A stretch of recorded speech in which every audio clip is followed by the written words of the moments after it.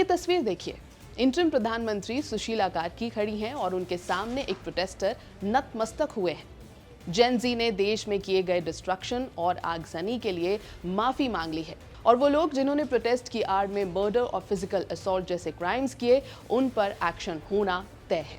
नेपाल इतनी जल्दी संभल कैसे गया? इस सब के पीछे एक नाम है, army chief general Ashok Raj सिकदल। नमस्कार, मेरा नाम है श्वेता शर्मा और आज बात एक India trained army chief general Ashok Raj Sigdel की।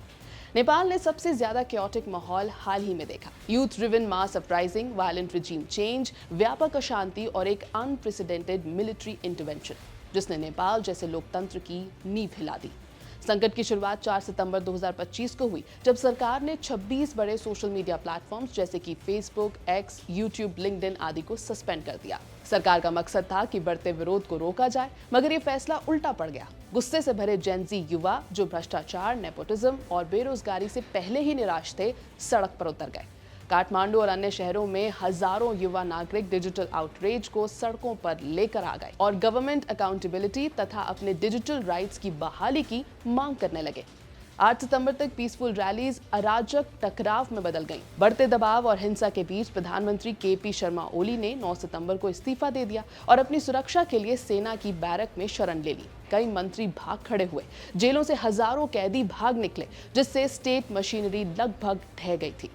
इसी अराजकता के बीच army chief general Ashok Raj सिकदल एक अप्रत्याशित स्टेबलाइजर बनकर उभरे।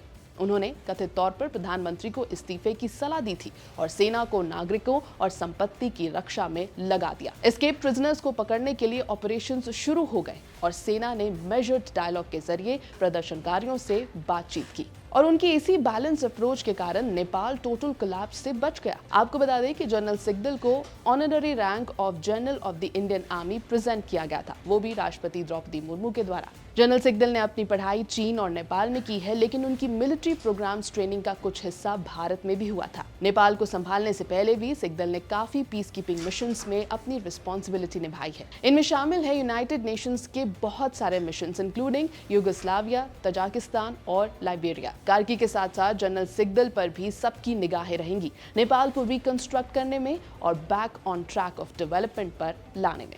एबीपी लाइव की इस रिपोर्ट में फिलहाल इतना ही।